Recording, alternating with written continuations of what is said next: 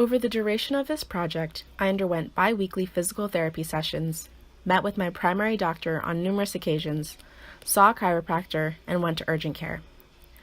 During my sessions, my therapist instructed me to do basic exercises, including lat pull-downs, seated rows, and banded monster walks. After all of my appointments, my back felt worse than before I came in. I didn't know any better and assumed that I was supposed to be sore. In hindsight, the soreness I felt was more irritation of my sacroiliac joint, and what I needed to do was rest my back rather than rehab it. The beginning of my group's training program yielded similar results to those of my physical therapy sessions, so we regressed the program until we found exercises that didn't hurt my back. On November 9th, our regressed training program resulted in me, for the first time in 4 years, not feeling any lumbar pain. Even when I take pain medication, I still feel some type of slight irritation, but after that workout, I felt nothing. Primary doctor about my back. He prescribed me naproxen and put in a referral for physical therapy. On October 26th, I met with my primary doctor again to discuss my progress. I relayed to him that the sessions were not helping and were in fact making my back feel worse. He then prescribed me hydrocodone, recommended that I continue on with my physical therapy, ordered an x-ray, and referred me to a specialist. I took the hydrocodone for 3 to 4 days, then stopped due to fear of the medication's addictive nature. The x-ray showed a compressed space between my L5 and S1 joints. On November 9th, I saw a lumbar specialist about back pain and newly developed nerve pain in my legs. He suspected I had a bulging L5-S1 disc and changed my medication to Nabumetone and ordered an MRI of my lumbar spine. I took the new medication for 2 weeks to no avail. On November 11th, I saw a chiropractor who told me that my hips were different heights. My right hip is about an inch higher than my left, which can help explain the location of my back pain. On November 15th, my back pain got so bad that I had to go to urgent care. There, I got a shot of anti-inflammatories into my hip, was prescribed muscle relaxers, and then sent on my way. I got the results of the MRI a week and a half later and was told that it showed no significant abnormalities, ruling out a bulging disc and leaving me with no explanation. The specialist put me on nerve medication and diagnosed me with lumbar radiculopathy. As of now, I am taking the nerve medication at night as needed for pain, have been on medical leave from work, and other than when I'm at school, I have been on bed rest and am doing significantly better. Throughout the entire training exercise program, there was a common reoccurring issue of Lyss going into hyperlordosis and relying on her IT band way too much. Her left side was commonly much tighter and more painful for her. Many of the exercises were much more difficult for her to do on the left side when compared to the right side. It seems all the muscles on the left side were a lot tighter than those of the right, however both sides were still very tight. There are many days that we were not able to do the workout due to Lyss's increasing pain levels, and we had to eventually develop a plan that was seriously reduced and regressed. We began Lyss's program way too ambitious and underestimated her level of pain. We started with intensive strength training, focusing on strengthening her glutes and lower body overall. This was our mistake, because as we learned later, Lyss was severely lacking in flexibility and core strength needed in order to complete the exercises correctly.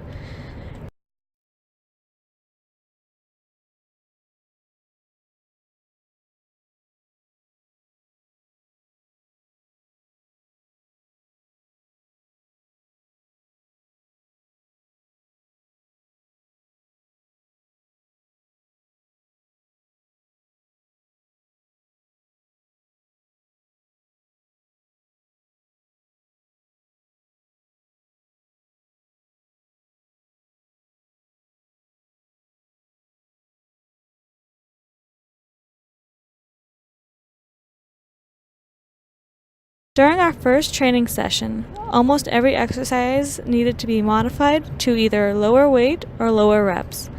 Lyss tried to power through and work through the pain she had, despite our protests, but some exercises even she could not complete because she was in too much pain.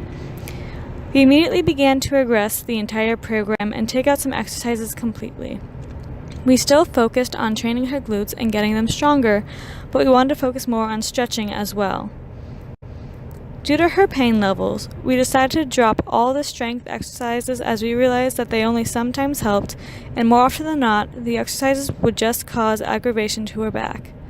The pain also depended on what she was doing throughout the day as well, but it seemed that the workouts we did were definitely not helping. We decided that there was no point in trying to strengthen if it was just going to cause more pain. Instead of having Lyss perform strengthening exercises, we decided to focus on alleviating pain as much as possible through stretching and a few very minimal exercises. We worked to try and loosen up as many muscles and reduce tension, especially in her back. Our plan included stretches that worked the main muscle groups and joints of the lower legs, as well as hypolordosis stretches. Our first attempt of the new plan went a lot better. Lyss would ride the bike, do some heel slides with core bracing, perform single leg raises with core bracing, and diaphragmatic breathing along with her stretches. We continued to use the bike because it did not give Lyss any pain, and it was a good way to get her muscles warmed up and accustomed to movement. The purpose of the thoracic abdominal bracing was to train herself to hold her body without using her back as compensation and to try to prevent herself from going into so much hyperlordosis in everyday living. We found that by forcing her to tighten her core, she had to use the correct muscles and could not rely on her back nearly as much. If we had more time, we would have advanced the movements to be more functional and work on trying to ensure Lyss would not continue to rely on her compensations. We chose to do the core bracing because any direct core exercises would cause her pain. This ruled out planks, rollouts, bird dogs, and quite a few other core exercises due to her hyperlordosis. However, the core bracing did not always work because Lyss's core was simply too unaccustomed to performing any supporting work on her back, and it would cause her to compensate by going into hyperlordosis, which also led to immense pain. We reduced the exercise plan once again and focused only on stretching in the hopes that we could prevent pain, and eventually maybe we could work up to strengthening and movement exercises. We could not do any stretches that might involve her back possibly going into hyperlordosis. This ruled out many quad stretches, back extension stretches, hanging stretches, and anything that would lead to an anterior pelvic tilt. The stretches we did end up using focused mainly on loosening up her back and stretching her posterior thigh muscles. We realized too late that we should have been including the psoas work to pull her into a little spinal flexion and posterior pelvic tilt to try and fix the hyperlordosis. The single leg raises and heel slides also helped to give a little bit of stretch to the hamstrings, which needed to be loosened up. Along the same vein, the diaphragmatic breathing training was to attempt to have her to breathe correctly in everyday situations and focus on not using as many incorrect muscles. Even though we were focusing on stretching primarily, we kept the 5-minute bike ride in the curriculum because it didn't hurt her and it was still a good way to get her hips mobile and warmed up. By focusing on stretching, we were able to give Lyss some release from the pain. As a few weeks went by, and Lyss's pain either remained the same or lessened, we decided to add dead bugs to begin strengthening her core. The dead bugs were great for Lyss because it forced her into a posterior pelvic tilt and got her to finally create a neutral spine without pain. Lyss was able to do 3 sets of 20 seconds without any back pain, which was a huge accomplishment considering how everything and anything had hurt her before we began our workout plan. We continued stretching, plus the dead bug method of training for the rest of the time period, which was only a week. The new program helped alleviate her pain for longer periods of time, and she was able to move better in everyday situations. For the most part, every FMS test remained the same, if not similar. She had most of the same compensations, such as relying on her TFL, going into hyperlordosis, and hypolordosis. The only difference was that throughout each of the tests, Lyss did not feel any pain, even in the cobra pose. The only FMS test that changed was the trunk stability push-up. In the original FMS test of the trunk stability push-up, Lyss did not push up as one unit. Her arms pushed her shoulders up first, and then the rest of her body followed. During the final FMS testing, Lyss was able to complete the trunk stability push-up without any lag or compensations. Even though Lyss did not do a great job on the FMS test, She was able to increase her score from 11 to a whopping 21.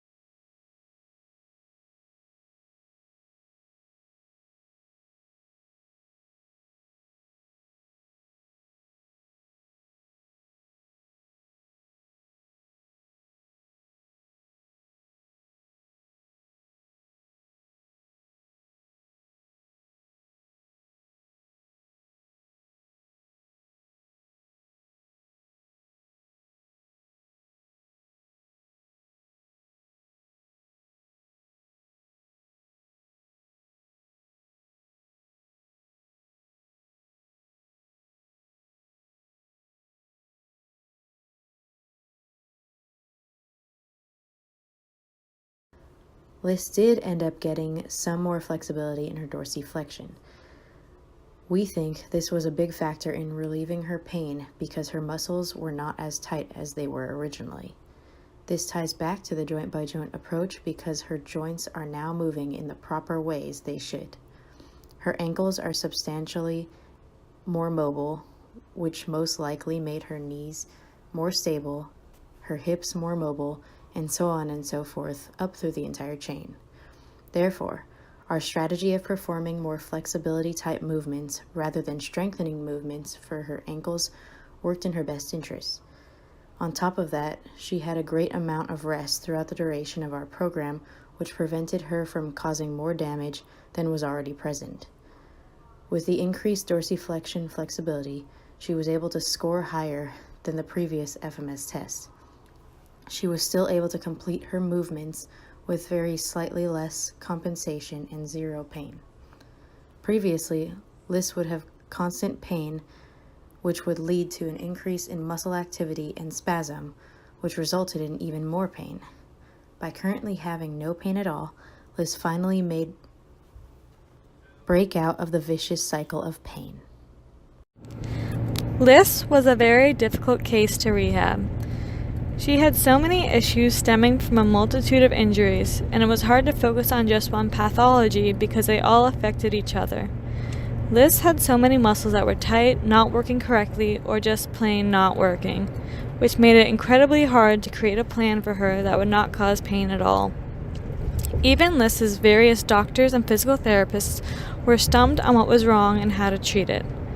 Overall, the only things that seemed to work was bed rest and stretching. The dead bugs helped much later on in the training.